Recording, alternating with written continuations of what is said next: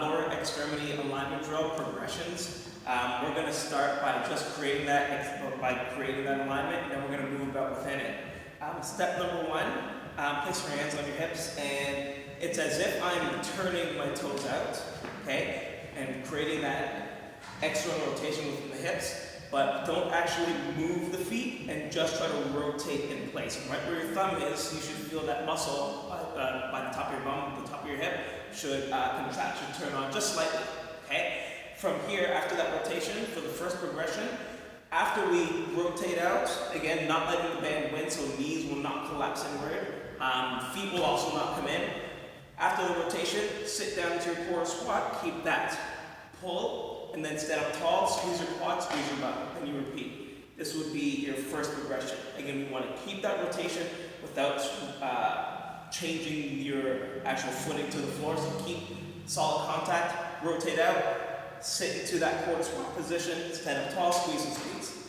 Second progression is we keep that external rotation, keep that kind of spread into the floor, but now we also want to think about abduction, so how well we kind of separate from the midline of the body, as well as adduction, how well we come into the body. But again, doing so that the band doesn't win, and again, making sure that we don't internally rotate, allow the knees to collapse. So for the second progression, we rotate out, we sit into your athletic stance, your quarter squat. Think about now pulling the floor together in between your feet. So don't think about necessarily from the knees, because if you think about from the knees, this will happen, and we don't want that. We keep that external rotation, we pull in from the feet, so think that will cause a little bit of a squeeze in your groin and your adductor. Then we think about a press out or spread, where we're trying to then pull apart or separate the floor between our feet. Okay? Then, once we have that spread, we stand up tall, we squeeze and we squeeze. Again, to repeat, we create that rotation, we sit to our athletic stance, our quarter squat position, we squeeze in between our feet, we then press the floor that's in between our feet, and then we stand up nice and tall. Think about like if I were using my hands, I want to kind of squeeze my feet together, and then I want to press my feet apart. But again, because I'm balancing on them, your feet won't actually move.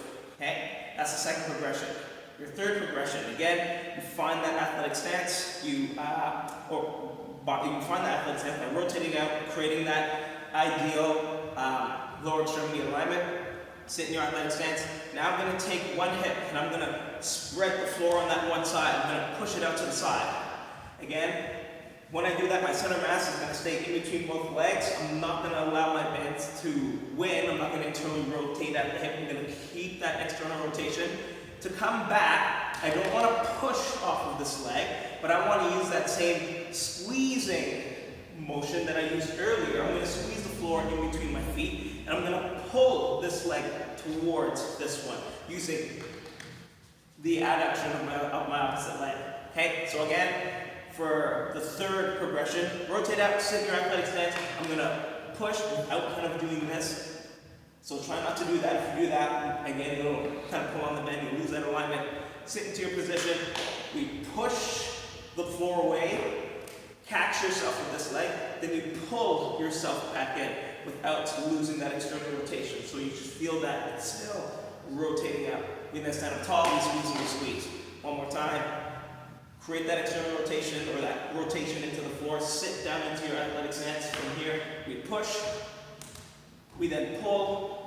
We stand up tall, we squeeze and squeeze. The third step, or the third progression, is a movement of that last row.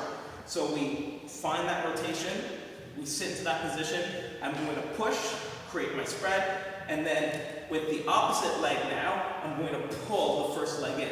I will push out, pull in, push out, pull in, and always keeping that tension within the band, always keeping that rotation, and then stand up tall, I squeeze and I squeeze.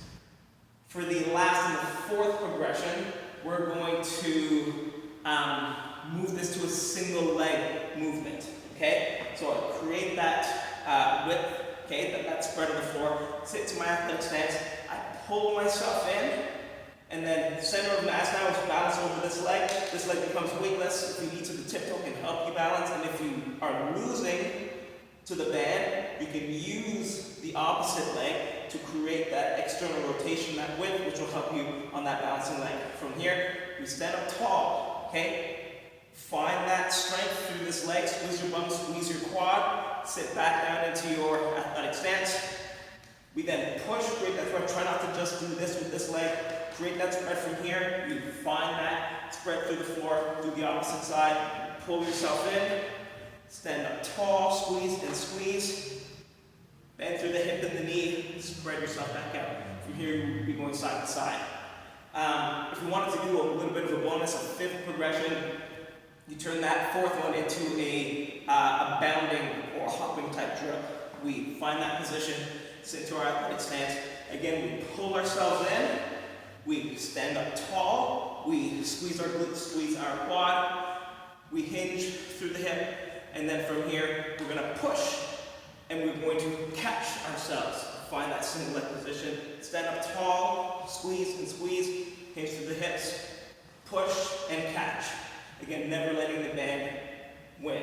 Okay? Stand up tall, squeeze and squeeze. That's your lower extremity alignment progression drills.